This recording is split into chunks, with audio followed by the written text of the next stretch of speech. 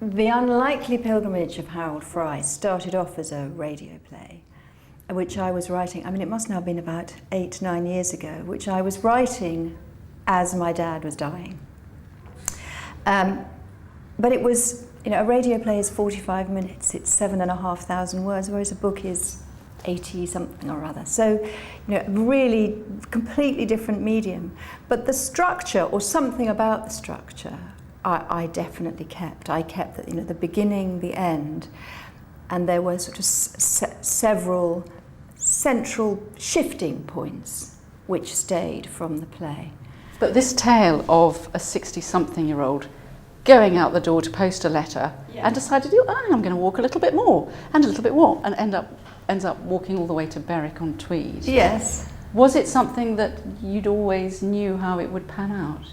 The story itself, I always knew how it would pan out. But the other, I mean, what I was saying earlier about it being related to my dad, I didn't see it at the time, because I think you often don't see why you're writing a story. You just feel the need to write it.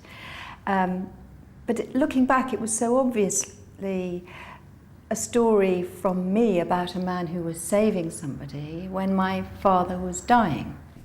Longlisted for the Man Booker Prize in 2012, selected by Richard and Judy television programme for their book club.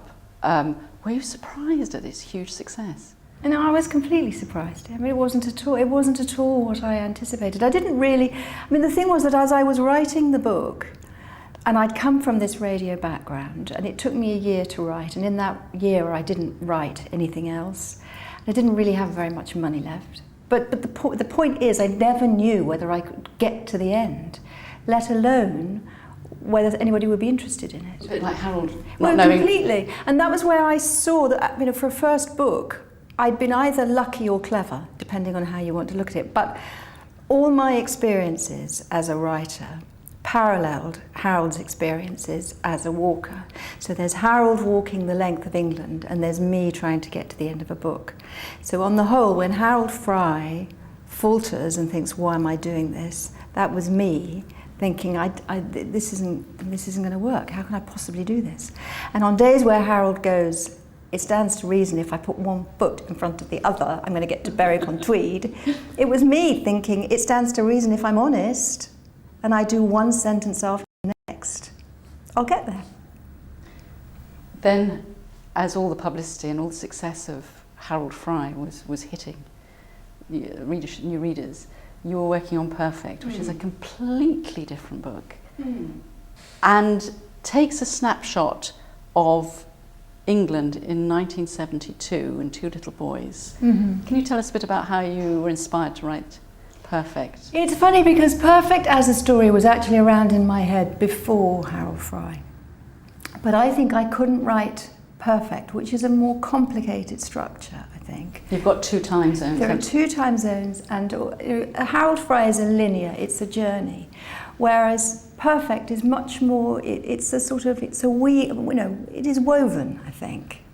And I think I needed to find out how to write just in that linear way before I could write Perfect. But certainly the idea, it's so clear, came when I was, I lived in London, and I'd got 4 children, but I had 3 at that point.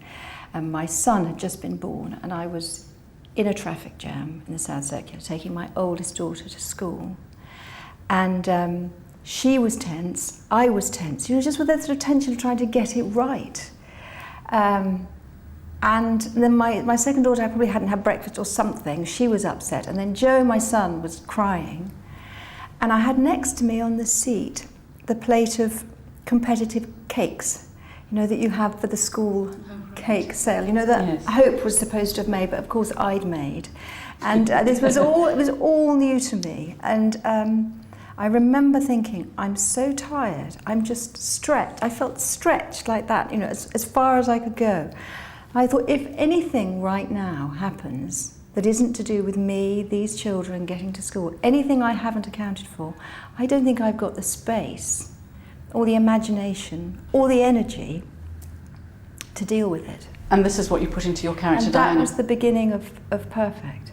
In a nutshell, the idea behind Perfect is that one tiny moment in time can cause repercussions that will take a lifetime to correct. And it's set in 1972, half of the book, and it's about two boys who are living perfect lives with perfect homes and have a perfect future set out for them, and how one morning, one small mistake sends everything off kilter. What I found quite refreshing in Perfect is this wonderful description of middle-class England in a very comedic way. Mm-hmm. Did you enjoy? Oh, I love all that, yes. And Diana, and how her perfect life was shattered. But it is actually quite tragic, the book. Well, yes. In many ways. Yeah. With a very unexpected plot twist at the end, which we're not going to give away. No, we can't. So, I mean, personally, I like a twist, but I think a twist only works if, when you get to it, the reader goes, "Of course, it was there, but I just didn't see it." But I think life often works like that. We don't see the very obvious.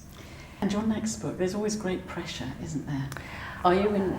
Yes, I mean, people often say. I mean, when I was writing Perfect, friends would come up with really unhelpful comments, like, it's like writing their difficult second album. And I always thought, but you've never even written music. I mean, what are we talking about? I was really happy writing Perfect, because that's the space I go to sort of make sense of things. And I love doing it. So it's the same with the next book. I'm writing two, but there's one that I'm writing more pressingly than the other. But I'm writing one about music. Because the making of it or the writing of it? Actually, the listening to, the giving of it, and the sort of gift of it. But it's partly because I love describing land and sky. And I wanted to challenge myself to do the same with music. But that's gone a little bit on hold, because the other book that I'm writing is the book that accompanies Harold Fry, which I'd always intended to do, but I didn't know when I would be ready for it. Because as we were saying earlier about my dad, it's much more related to my father in that it's called, when I say the title, you'll know what it's about. It's called The Love Song of Miss Queenie Hennessy. So it's about the character he goes to see. It's about Queenie's story and how she came to be where she is, and what it was she did for Harold Fry all those years ago. And this is the character that Harold walks to Berwick-on-Tweed to see. Yes. And in fact, in the book, I'd given myself a tiny little opening into it if I wanted it, by giving one chapter right towards the end from Queenie's point of view. So I thought I've laid it there as a little stone if I want to come back and pick it up.